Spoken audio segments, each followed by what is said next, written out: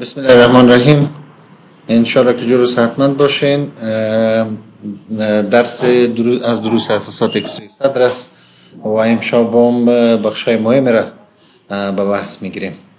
امروز لکچر هفتم ما شماست و در درس امشب ما شما دو موضوع را بحث میکنیم. موضوع اول ما شما که هستن زخم شدن پلورا و پاتولوژی هایی که مربوط به غشای پلورا میشه، مربوط به جوف پلورا میشن، یعنی موضوعات خیلی زیاد جالب و مفصل میخونیم. و بخش دوم درس ما شما درباره پاتولوژی های دیافراگم است که اونا رو خوب به تفصیل میخونیم. پس بخش اول ما شما که است، عنوان ما شما است زخم شدن پلورا. پلورا امو دو غشایی هستند که اطراف ریه را پوشانیده هستند. این از دو صفحه تشکیل شده. در حقیقت یک جوف بالقوه است که در داخل از تقریبا یک 5 سی مایع می باشه و این مایع خاص به خاطر از بین بردن استحکاک در مقابل حرکات ریوی می باشه. بعدن زمانی که ریه ها اینسپایریشن و اکسپایریشن میکنیم، اینا چی میکنن؟ با هم لغزش میکنن. امی لغزش از اینا که هستن از استحکاک جلوگیری میکنن. در بعضی امراض امکان ازی هستند که اینمی غشای پلورا که هستند بنابر به شکل موضعی یا به شکل منتشر ای چی شوه؟ ای زخامه پیدا کنه و ای زخیمتر شوه. یعنی در حالت نرمال ما پلورا رو نمیدینیم، مگر در این شخص شما واضح اینه. در یک قسمت میبینین که پلورا واضحاً به چشم ما به شکل سفید رنگ به چشم ما میخوره. پس این در حقیقت چی هستن؟ زخیم شدن پلوراست. اسباب زخیم شدن پلورا چی است؟ کدام امراض میتونن که پلورا را زخیم بسازن؟ یک تعداد زیاد امراض اینجا برای ما شما خلاصه است. مثلا عمده ترین مرضی که سبب زخیم شدن پلورا میشه عبارت از اسبستوز است. اسبستوز یک مرض شغلی هستند که سبب مواجه شدن با گرد و خاک این مواجه میشه. به می شکل و می شکل کسایی که کانسرهای ریه دارن، خصوصا یک تومور خاص را که ما در امروز بالش بحث میکنیم به نام پانکاست تومور، اینی خیلی زیاد معمول است. میزوتلیوماس به می شکل امراض متاستاتیک دیگه هستند. به می شکل انسباب پلورایی که به شکل موضعی باشن. به می شکل پایوتراکس در درس گذشته ما گفتیم که چون کلسیفیکیشن میشه، هم کلسیفیکیشن به شکل زخم شدن پلورا قابل دید هستند. کسایی که پلورای سابقه را تیر کرده باشن مثل توبرکلوز، به می شکل تردیدات صدری که در دست گذاشته، اینا میتونن که در دراز مدت سبب زخم شدن. به می شکل آفات فنگسی، سارگایدوزیس و پارازیتا، اینا کلش میتونن که سبب زخم شدن پلورا شد. و ما باید این را متوجه باشیم که اگر یک شخصی را دیدیم که پلورایش به می شکل معلوم میشد، یکی از امراض باید توجه صورت بگیره. از نظر رادیوگرافی زخم شدن پلورا 3 علامه داره. این 3 علامه را باید ما شما همیشه چی کنیم؟ به ذهن داشته باشیم. یعنی در رادیولوژی وقتی که پلورا زخم میشن 3 علامه عمده میتن. علامه اول از این هستند که اولین علامه که نزد از این مریض دیده میشه عبارت از سایه متکاثف انساج منظم یا نرمی که امی پلورا درست. پس اینجا واضح شما میبینید این شخص رو ببینید، ما یکم بالاتر خط رسم میکنم، این قسمت بالاتر از میبینید به شکل یک خط سفید و متکاثف دیده میشه. پس این در حقیقت چی هستن؟ این یک سایه متکاثف، این اولین علامه هستن. دوم علامه ای هستن که اینمی سایه متکاثف زیادتر در ساحات دیپندنت می باشه. یعنی می شخص چون در حالت استاده قرار داره، برن اینمی ساحات دیپندنت هستن. پایین ترین قسمت ریه تحت تاثیر قوه جاذبه زمین. و سوم علامش ای هستن که زاویه کوستوفرینیکا مثل که مایع پلورال افیوژن کند میساد یا کندش میسادن. پس ارسی علامه نزد از شخص هست. ببینید پلورا خوب به شکل متکاثف و سفید رنگ اینه به این شکل به شکل خط دیده میشه. دوم علامه ای از نظر موقعیت در دیپندنت ساحه پایین ترین ساحه است. و سومی هستند که اینمی زاویه را ببینید، زاویه به شکل چی هستند؟ کند شدگی هستند. اما زاویه اصلی که مثلا این طرف نرمال است، اما زاویه از بین. پس اینمی 3 علامه را با هم یک جای میکنیم، باز حکم میکنیم که مریض ما شما چی هستند؟ مریض ما شما پلورای زخم شده داره. خب اینا اشکال اختصاصی. پلورا میتونه که زخم شوه با طرز و با اشکال متفاوت میتونه که زخم باشن. یک شکل از این ما شما میخوانیم که به نام اپیکال پلورال کاپس. اینی یک یافته خیلی خیلی معمول از زخم شدن پلورا هستند. از نامش پیداست که اتمی در قسمت علوی پلورا به شکل یک کلاهک تشکیل شدگی هستند. اینا چی هستند؟ اینا کثافت های محیطی هستند، زیادتر در ذروه به وجود میاد، اکثرا یک طرفه بوده اما میشه که دو طرفه باشه، زیادتر در سن بلند دیده میشن. ایره باید با تومور پانکوستومور باز این باید چی کنیم؟ تشخیص تفریقی بکنیم.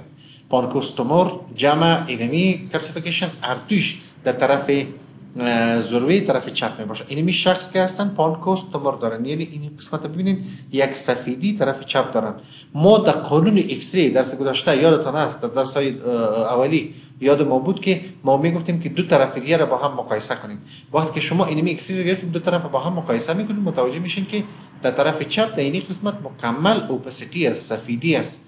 پس ای چی هستن؟ اینا به نام اپیکال پلورال کپ میگن. عیناً مثل یک کلاهک و این شکل در طرف چپ به شکل چی هستن؟ این قرار به شکل سفید رنگ، اینا به شکل کلاهک قرار دارن که عین لوحه را باز امی پانکوستومور را میتن که باز توسط سی تی اسکن ما را میتونیم که این شخص که هستن اصلا پانکوستومور است که بازی سی تی اسکن برای ما شما چی کردن؟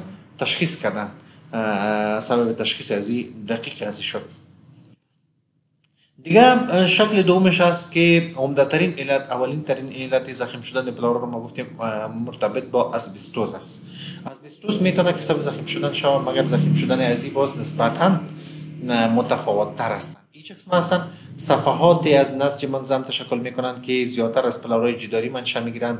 اینمی تکلسی یا کلسیفیکیشن میباشه و منظری همین برگ یک درخت به نام هالی، شما در گوگل سرچ کنین، خیلی خاص یک برگ است که لبه های زاویه دار تیز می باشن. این مثل پنجه چنار وری اون یک چیزی می باشن. به شکل میتونه که منظری ازی به این شکل باشن. صحیح است؟ به این شکل می باشن. این زیادتر زخم شدن منتشر ایجاد میکنن. پس شما در اینمی ساحات ببینین، طور مثال این اینجا کلسیفیکیشن رو ببینین به این شکل آمدگی هستن. این به این شکل ساحات نقطه‌ایز به این شکل است، این به این شکل. این چی هستن؟ زخم شدن پلورا است. در هر جای میبینین. این در این ساحه ما براتون رسم میکنه و چت به این شکل این قابل دیده است به این شکل. در هر قسمت ها اینجا باز به شکل خطی است، این به شکل قرار دارن. پس این درقت چی هستن؟ امی میزابه های پلورایی است. پلورا خود در بین از امی سگمنت های ریوی به طرف داخل یک چملکی پیدا میکنه، یک داخلی پیدا میکنه. اینمی کلش طبقه به طبقه کلسیفیکیشن و زخیم میشن و قابل دید میشن، در ایکس ری قابل دید میشن. پس این نوع خاص مرض است به نام اسبستوز است که با تنفس گرد خاص چی میشه؟ ایجاد میشه. زخم شدن پلورا میتونه اکثرا با تکلس همراه باشه. زیادتر در کدام اشخاص میتونه که با کلسیفیکیشن همراه باشه؟ کسایی که فیبروتوراکس تکلسی دارن، کسایی که هیموتوراکس سابقه دارن، کسایی که پایتوراکس سابقه دارن، کسایی که پلوریزی توبرکلوزی که سابقه دارن، کسایی که معاف شدن پلورا عصب اسبستوز داره که می اسلاید بیشتر بخونیم، کسایی که تالک تنفس کرده باشن، امراض گرانولوماتوس، متاستاز های تکلسی و امراض پارازیتی، اینا میتونن که زخم شدن وجود داشته باشه جمع تکلسات. پس شما واضحاً در این مریض میبینین که قسمت های خیلی زیاد زخم شدن ها خواهست است. در پولیش کلسیفیکیشن های خیلی زیاد هم در این ساحات چی هستن؟ قابل دید هستن. پس در حقیقت چی هستن؟ این زخم شدن پلوراست که با تکلسات همراه میباشه. به این شکل این زخم شدن پلورا میتونه که به شکل یک کتله باشه، به شکل تومور هم باشه. شما مثلا ما اینجا میبینیم که یک کتله را در نزد از این شخص ما تماشا میکنیم که بیز ازی چی است؟ پلوراست. این پلوراست، این پلورای جداری به این شکل بیز است. از پلورای جداری به این شکل یک کتله چی شده که است؟ کتله به این شکل بلند هستند. پس اینا در حقیقت چی هستند؟ کتلات هستند که سبب زخم شدن پلورا به شکل کتلوی ایجاد میشن. عمده ترین علت ازی سرطان هاست، تومور هاست که به شکل تومور باشه. اما میتونن که اگر یک انتان به شکل موضعی یک التهاب در پلورا ایجاد کنه، اون به این شکل یک لوحه دیده میشن. به این شکل تومورهای سلیمی که به نام لیپوما و نیروژنیک تومور هستند، اینا میتونه که ایجاد شه. به این شکل میزوتلیوماهای سلیم میتونن بمیشه. میتونه که اینمی یک انسباب چی باشه؟ موضعی باشه. مثلا انسباب در یک ساحه خاص به وجود آمدگی هست، این به شکل ای پی با باشه دیده. دیگه پلاک های بزرگ پلوری میتونه که باشه. دیگه آفات مربوط به جدار صدر میتونه بوده و می شکل مثلا کسایی که تردید تیر کرده باشند با دیگه قسمت بقایای موجود داشته باشه به می شکل تومورهای صدری به داخل ریه نفوذ کرده باشند.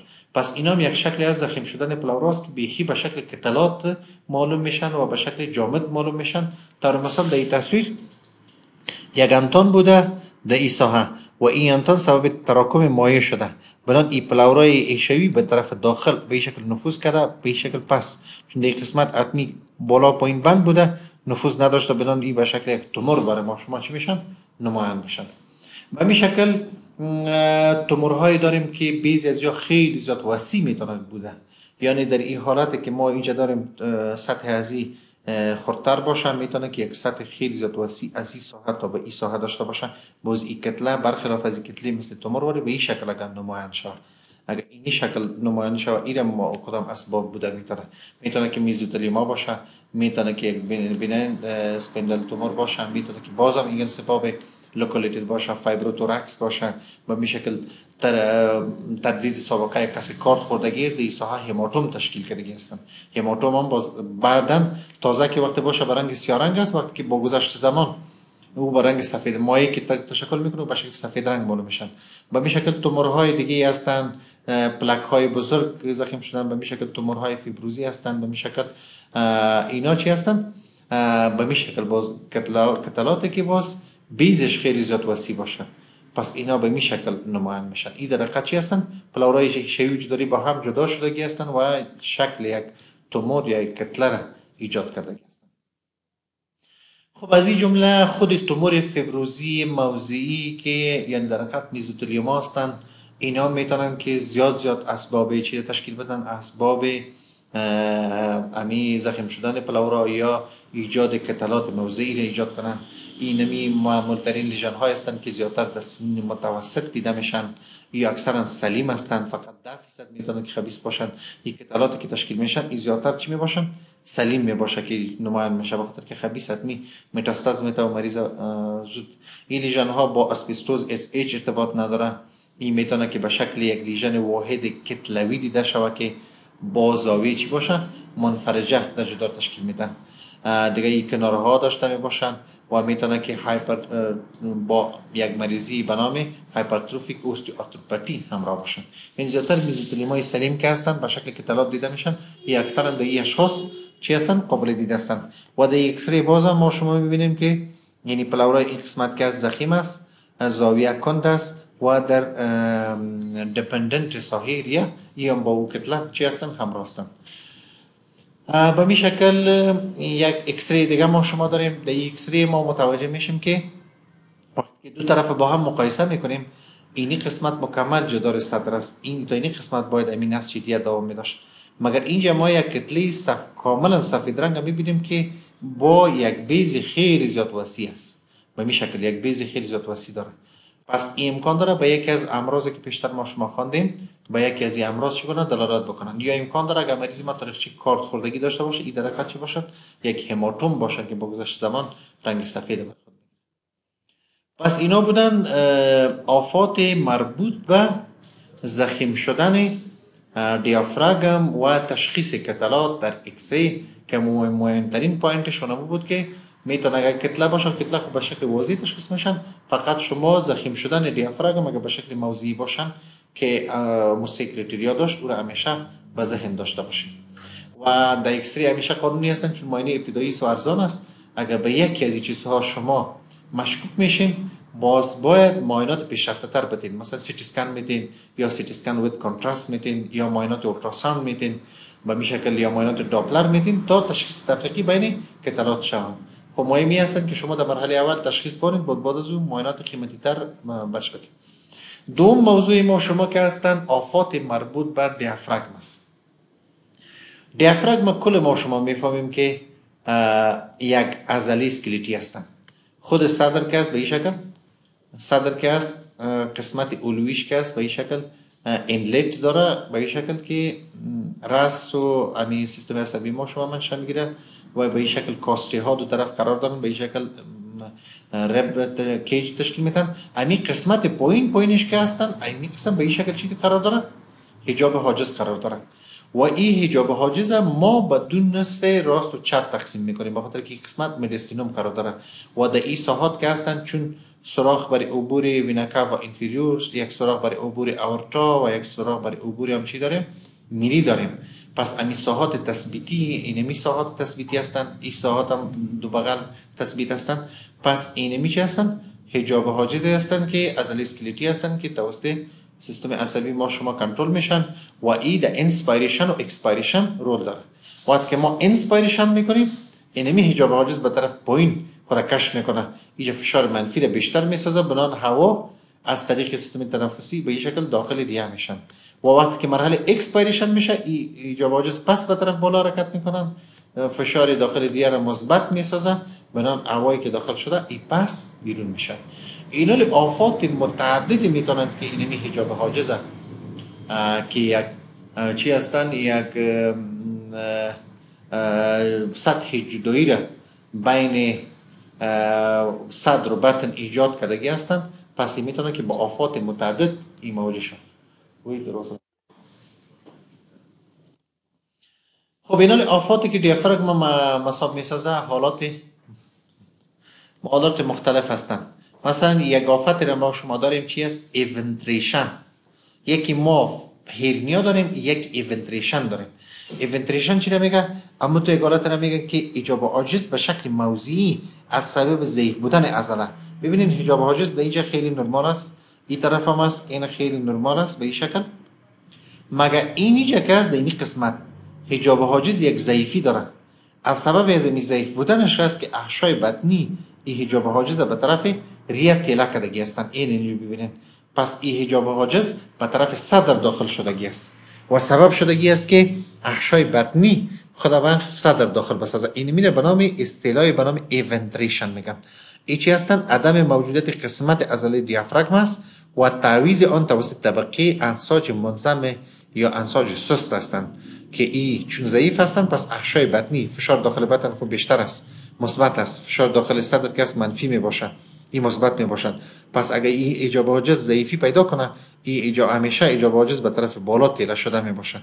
پس این سبب میشه که به اینی اندازه به داخل صدر ای چی باشه، این نفوذ کنه. این زیادتر با ترایزومی 13 و 18 ارتباط دارن، با سایتومگالو ویروس ارتباط دارن، این به شکل ارسی می باشن و معمولا این آفات هم در طرف چپ واقع میشن. از نظر رادیوگرافی این هستن که نصف دیافراگم اکثر قابل دید نیست. ما ببینیم امین نصف دیافراگم قابل دید صحیح نمیبینیم. دومی که شاید یک کتلی سیستیک در این قسمت نمایان شود یا یعنی یک کتله نمایان شود و مناسب هم به طرف مقابل بعضا حرکت میکنن. پس چون حجاب حاجز ایجا داخل شدگی هستن پس سبب شدگی هستن که مناسب یک چیزی به طرف چپ تیله بکنن. این به خاطر عزیز که احشای بطنی دیجا. پس اینمی هم یک آفت ولادی در نتیجه سایتومگالو ویروس نزد مادر است که اطفال ازی که به وجود میاد این اطفال با این یک پاتولوژی مواجه می باشن. پس این شما متوجه باشین که همزمان این طفلک ترایزومی 13 و 18 دارن، اکسری گرفتین، پس این را با یک کتله تشخیص تفریقی کنیم. ساده ترین راه با تشخیص تفریقی با کتله ای هستند که اگر اینمو یک اکسری از شخص 60 ساله دگیرتان بیاد پس شما او را زیادتر به تومور فکر کنید، چون در سن بالا زیادتر تومورها تشکل میکنند. اما اگر در سن پایینتر در اطفال دیدیم زیادتر میشه که سوی تشکلات حجاب حاجز فکر کنید. یعنی همیشه به آفات ولادی در سنین کمتر از 20 سال زیادتر فکر بکنید. دوم خود مرگگنی هرنیا. این چی هستن؟ امی سراغی که شریان یا ورید وینکوا یا داخل میشن امکان داره که دمی اطراف ازی خود حجاب حاجز چی باشن؟ ضعیف باشن. وقتی که ضعیف باشن پس احشای بطنی از سوراخ به طرف صدر داخل میشن. این فتقایی هستن که 2 تا 3% تمام فتقا را تشکیل میدن. موجودیت نقیصه اکثرا در قدام میباشه. اگر لترال اکسری بگیریم در ساحه رتروسترنال این ساحه نمایان میشه، زیادتر در طرف راست میباشه و زیادتر که است اومنتوم، کولون و امعای کوچک محتوی فتقه تشکیل میدن.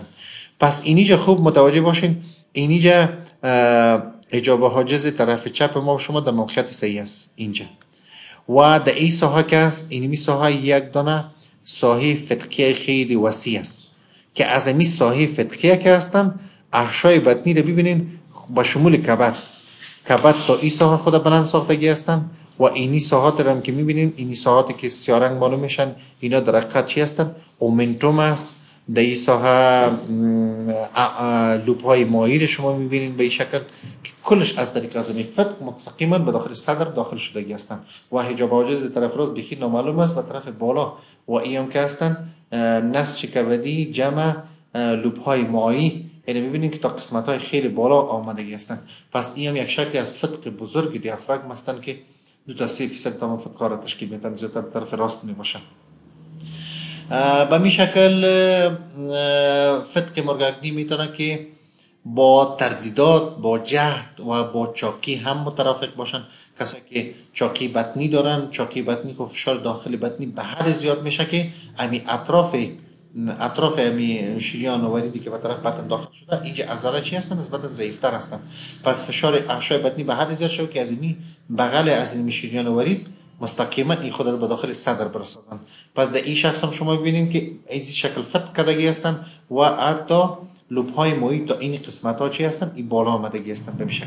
در قسمت خصوصا خلف عظم قصد که ما نمیبینیمش تا این ساحات هستن.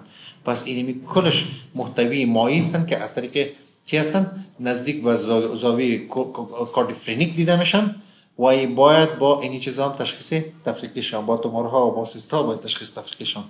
پس اینا چی هستن؟ یافته های دیگه هستن. به می شکل سایر فتقای حجاب حاجزی که هستن او را میتونیم که توسط ایکس ری نمایان کنیم. او میشه که مثل امو ایونتریشن واری نمایان شود. پس اینی شخص هم که هستن اینی کبد در میساحه خودش هست، مگر در این ساحه یک فتق است که از بغل ازی ببینید بعضی انساج بطنی به این شکل به شکل کوهان مانند به طرف قسمت راستی دیگه فتق کردگی هستند. به این شکل یک بوگدلیک هرنیا ما شما داریم. این هم یک شکل هرنیایی است که از سراخ بوگدلیک این چی میشه؟ ای به وجود میه. این در حقیقت یک نقصی رشدی هستند که در قسمت خلف دیافراگم به وجود میه. این فتقه اکثرا در اطفال دیده میشن و ای با مشکلات تنفسی، تفلک های کوچک هستند که با عدم کفایت تنفسی به شما مراجعه میکنن. وقتی شما ایکس ری را برای مریض توصیه میکنین، در داخل ایکس ری شما این قسم یک معلومات پیدا میکنین. در اینی ساحه شما متوجه میشین که لوب های مایعی هستند، به می شکل نسج اومنتوم است، نسج شحمی بطنی هستند، ساختمان ریتروپریتونیال هستند، به می شکل انتراپریتونیال هستند، مثل احشای بطنی به داخل میشن. زیادتر به طرف چپ دیده میشن و در رادیوگرافی به شکل یک لیژن یا اپاسیتی نسج سست دیده میشن. پس در اینی شخص ما متوجه میشیم که در اینی ساحات که هستن این اومنتوم، لوب های مایعی، امرای اویه هایش که اگر داپلر داشته باشین این برای شما اویه هایشان برای شما چیز میتن. پس اینی در حقیقت چی هستن؟ یا یک شکل خاصی چی هستن؟ فتق هستن که ایجاد میشن که باز در سیتی اسکن که وقتی تصویر برای شما گرفتن اینا واضح برای شما کل چیز دیده میشن. میبینن که کلیه هم نسبتا تقریبا در جای خودش هست. خب معده رو ببینید به طرف بالا آمده، به شکل اسپلین در این ساحه داخل شدگی هستن. دیگه لوب های مایع رو ببینید عین به داخل صدر نفوذ کرده، در حالی که حجاب حاجز در طرف راست در این ساحه است. از عین مریض است. این تصویر از عین مریض است. این حجاب حاجز است، این ساحه کبد است، این ساحه کبد است، این کدنی راست است، این کدنی چپ است. مگر احشای بطنی همراه معده و به شمول اما کلش در این ساحات به طرف بالا هستند. این زیادتر در ایکس ری باز لوب های مایع خیلی واضح اینجا برای شما قابل دید هستند. پس این هم یک شکل خاص هرنیا است که در طرف چپ واقع میشه. یک تصویر دیگه هم از عین مریض هستن. این هم یک تفلکی بوده که با نفس تنگی شدید به شما مراجعه میکنن که اکسیژنش پایین میاد. وقتی که شما ایکس ری گرفتین، در ایکس ری متوجه میشین که کبد همراه با حجاب حاجز طرف راست در محل خود است، مگر از اینی ساحه گرفته تا به اینی ساحه در داخل ریه شما ساختمان هایی رو میبینین که ایر فلوید لیول ها رو میبینین و شما مایع رو میبینین، به این شکل خطوط رو میبینین که اینن متوجه میتن که می هستن که زیادتر چی هستن. اینو ببینید لوب های مایع هستن. این شکل قسمت معده است، به این شکل اسپلین است که کلش به طرف صدر بیجا شدگی هستن و حتی سبب شدگی هستن که این ریه راست تقریبا برای شما کلاپس هم بده در این ساحه و ریه چپ هم در این ساحات به طرف قدام تیله کردگی هستن و به این شکل قلبم به طرف قدم تیلکدگی هستن بیخی قابل دید نیستن. پس اینا چی هستن؟ از جمله علائم فتقایی هستن که در نزد اطفال قابل دید هستن. یک شکل فتق معمول دیگه است که این میتونه که در سنین بلند تشکیل شود. این به نام هایتل هرنیا میگیم. هایتل هرنیا که است در حقیقت چی هستن؟ خود از نظر آناتومی شما متوجه باشین که وقتی میری به طرف معده پایین میاد، این قسمت پایین یک اسفنکتر میسازه که این اسفنکتر به نام لور اسوفاژیال اسفنکتر میگه. این لور اسفنکتر در ساحه چی قرار داره؟ در ساحه حجاب حاجز قرار داره. به این شکل اینمی حجاب حاجز جمع حلقه خودش اینمی کمک میکنه که در زمان حرکات معدوی ای چی باشه. پس معده به این شکل اینجا قرار داره، به این شکل. پس این چی میکنه؟ کمک میکنه که اسید معدوی به طرف میری داخل نشن. بعضا اینمی جدار از اینی قسمت حرکت میکنه، از این غشا خود عبور میده به طرف بالا. یعنی اسفنکتر چه قسم میشه؟ اسفنکتر به این ساحه خود بیجا میسازه. اسفنکتر خود بیجا میسازه و اینی در حقیقت اینمی جدار معدوی به طرف میری داخل میشن. این که داخل شد اینال دیگه این یک نقطه ضعیفه نزد از این مریض پیدا شد که با افزایش فشارهای بطنی امکان داره که امی خود معده و از بغلایش دیگه احشای بطنی به طرف چی؟ به طرف صدر، خصوصا خود معده به طرف صدر تفتق کنه. پس اینجا یک اکسری رو میگیریم، در اکسری متوجه میشیم که حجاب حاجز در جایش هست. حجاب حاجز طرف چپ که وقت ما متوجه میشیم اینجا ببینین که حجاب حاجز طرف چپ حتی به اینی ساحه اتو بلند شدگی هستن و در این ساحه در داخل خود میدستینوم که است ما گیر فلوید لیول هم میبینیم. اینو ببینین اینجا لیول مایس، اینجا هواس به می شکل. پس این در حقیقت جیب هوایی میده است که به طرف بالا آمدگی هستن. اینا باز از این به بالا میری است به این شکل. پس اینمی چی هستن؟ و میده مکمل دیگه فکر کنیم که اینی ساحه کل میده شد. پس این قسمت جامداتش هست، قسمت بالایش هم هواس. اینا به این شکل دی تصویر خوب واضح ببینین که این قسمت میده از حجاب حاجز خدا به طرف بالا تله کرده و از این بغلش گذشته به طرف بالا آمده. پس این میره چی میگن؟ این میره هیرتل هرنیا میگن. پس این در حقیقت چی هستن؟ یک لغزش پارازوفیژیال هستن که در آن قسمت فوقانی میده و قسمت اتصال میده با میری از امی سوراخ هیرتوس داخل چی میشن؟ داخل صدر میشن. این باز او فتقای هستن که زیادتر سبب میشه که به شکل چی دیده شد؟ به شکل گیر فلوید لیول یا به شکل همین جیب هوایی میده در قسمت بالاتر از حجاب حاجز قابل دید باشن. پس این از نوع هرنیا هستن که را باز میتونین شما بهتر توسط اندوسکوپی یا سی تی اسکن باز تایید بکنین. پس این علائم ایکس ری نزد از این مریض است. دیگه مسائلی چی هستن؟ تردیدات خیلی زیاد مردم مواجه شده میتونن در زندگی روزمره با صدمات مختلف اشخاص مواجه هستند که این میتونن که صدمات نافذه باشه یا صدمات کند باشن که در حقیقت سبب صدمات دیافراگم شوند. زیادتر که هستن کسایی که تردید کند میگه میبینن در بطن در صدر امکان تا 8% امکان داره که حجاب حاجز هم صدمه دیده باشن. برای رادیولوژیست خیلی زیاد مهم هستن چون تشخیص از یا خیلی زیاد سخت است.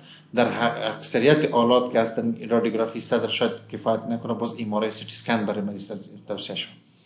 تردیدات در قسمت چپ نسبت به راست 3 مرتبه بیشتر است. این به خاطر از این است که میگه تردیدات در طرف چپ بیشتر است، به خاطر از این که طرف راست که است کبد وجود داره و کبد که است همیشه از صدمات حجاب حاجز طرف راست جلوگیری میکنن. بنابراین زیادترین صدمات که هستن در طرف چپ واقع میشن.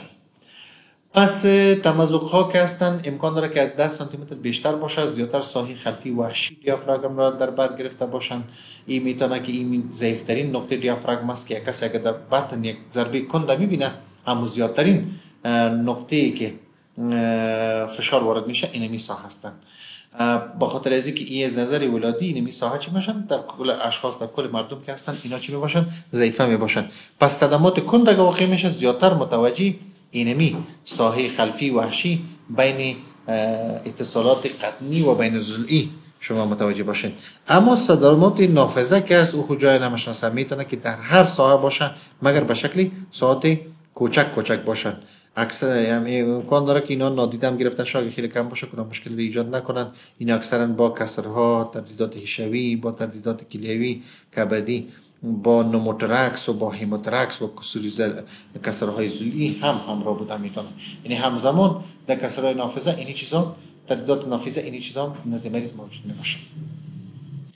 خب در مرحله هاپکست باز اکسری خیلی زیاد برای شما کمک کننده است. خب اگر تردیدات طرف راست باشه، ای که هستن خیلی مشکل قابل دیده هستن. چرا؟ چون کبد که هست همیشه همون فتکی که در مساحه ایجاد میشه او را چی میکنه؟ او را بند میسازه. بنابراین برای ما شما اما قسمت ضعیفه شاید نمایان نشه، اما بازم علائمی که به صورت کل دیده میشه یکی تفتق داخل صدری هستند. پس شما اگر پیدا کنین که کدام ارگان بطنی به داخل صدر چی کردن؟ نفوذ کردگی هستند، پس ما اینجا متوجه میشیم که این ساحه کبد، این خود کبد است که اینجا دیده میشن و در این ساعات هم ببینید که یک مایع داخل شدگی هستن و اینجا یک لیول تشکیل کردگی هستن. یعنی اوچت ما تو فکر میکنیم که نسج ریه همین پلاورای ریوی را از کبد جدا شدگی هستن و بینشون یک خالیگاه ایجاد شدگی هستن. پس این یک علامه ازی هستن که نفوذ اشعه بطنی به صدر می باشه. میتونه که کلون باشه، امعا باشن یا وجود داشته باشن. دو، یا شما کدام تیوب میدی مایع را بالا ببینید، یا کدام ایر فلوید لیول بالا ببینید، یا خود فکر کنید که حجاب حاجز بلندتر از موقعیتش هستند، چیزی که درباره فتقا خواندیم. پس این میام در حقیقت چی هستند؟ علائم صدمات یا پارگی های حجاب حاجز هستند که واقع شده میتونن. به می شکل دیگه یافته های است که برای ما شما کمک میکنن، ای هستند که یک علامشی هستند که دیافراگم از موقعیت اصلیش بلند است. دوم، دیافراگم امی سرحدش بخی واضح قابل دید نیست، دیگه منصفه به طرف مقابل بی جای میکنن. درست؟